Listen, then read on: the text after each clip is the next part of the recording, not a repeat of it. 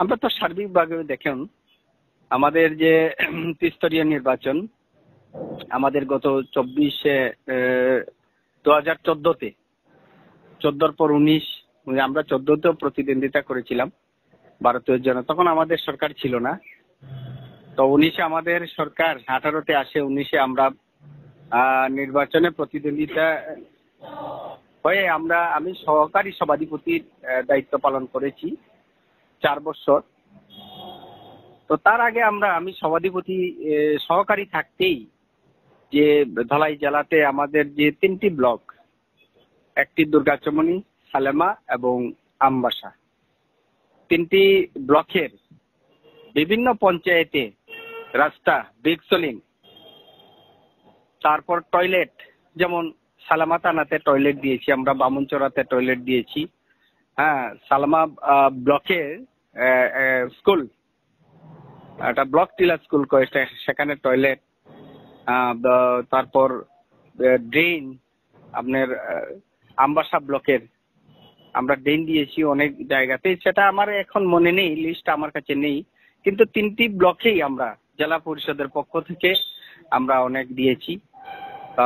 বিভিন্ন জায়গাতে বেনিফিশিয়ারিদেরকে ছাগল, গরু আমরা দেওয়া হয়নি। আমরা 2টি ব্লকে, একটা আমবাসা ব্লক, একটি দুর্গাচমনি ব্লক, তো 25 জন বেনিফিশিয়ারি, যে মুখ্যমন্ত্রী গোধন প্রকল্প, হ্যাঁ, তার আওতায় যাতে আমরা আনতে পারি, আমরা দুর্গাচমনি ব্লকের দেবীচড়া গ্রাম পঞ্চায়েতে 25 জনকে একটি গাভী দেব, একটি করে 25টি গাভী।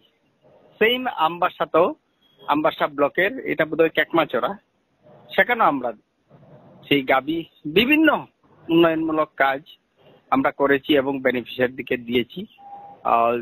আমাদের যে ব্লক থেকে, বিভিন্ন পঞ্চায়েত থেকে যে ডিমান্ড আসে আমাদের জেলা পরিষদে, সেটা আমরা পূরণ করতে পেরেছি এই 5 বছরে।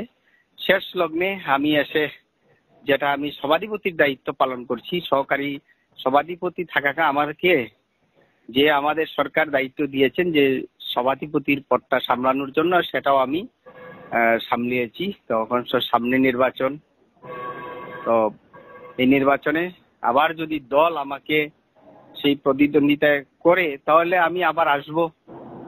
আমি খুশি যে আমাদের দল আমাকে, আমি দুবার জেলা পরিষদে দাঁড়িয়েছি।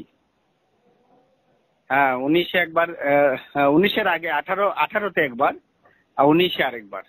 18-তে একটা উপনির্বাচন ছিল, 8 নম্বর সিটে আমি দাঁড়িয়েছিলাম, সেখানেও আমি জয়লাভ করি, আবার 19-এও। এবার যদি আমাকে দল দায়িত্ব দেয়, আমি অবশ্যই পালন করব। আপনারা এবারে পঞ্চায়েতে কোন কোন বিষয়গুলোকে গুরুত্ব দিতে চান? আপনি প্রার্থী হতে পারেন বা নাও হতে পারেন, এটা তো আমি বলতে পারি না, পার্টির সিদ্ধান্ত। তারপরেও বলা যায় দলের একজন মানে কর্মী কিংবা কার্যকর্তা হিসেবে আপনারা কোন কোন বিষয়গুলোর উপর গুরুত্ব দেবেন বা দিচ্ছেন? আমরা সবচেয়ে গুরুত্ব আমাদের যে কৃষকদের উপর আমরা সবচেয়ে গুরুত্বটা বেশি, যে আমাদের ধলাই জেলাতে যে ব্লক, দুর্গাচমনি ব্লক কৃষি এবং সালামা ব্লক প্রচুর কৃষি জমি, যার জন্য আমরা কৃষকের উপরেই একটু জোরটা বেশি দিচ্ছি।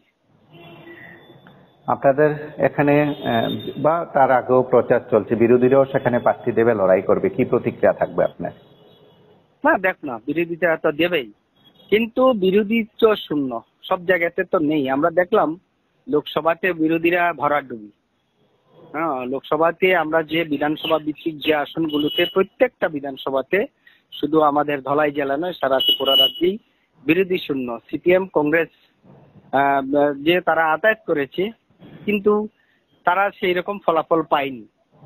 হ্যাঁ, আমরা দেখেছি যে বিধানসভাতে তীব্রমতা এবং কংগ্রেস সিপিএম এর যে একজোটের যে ভোট ছিল, এই ভোটটা এবার লোকসভাতে নেই, সেটা শূন্য হয়ে গিয়েছে।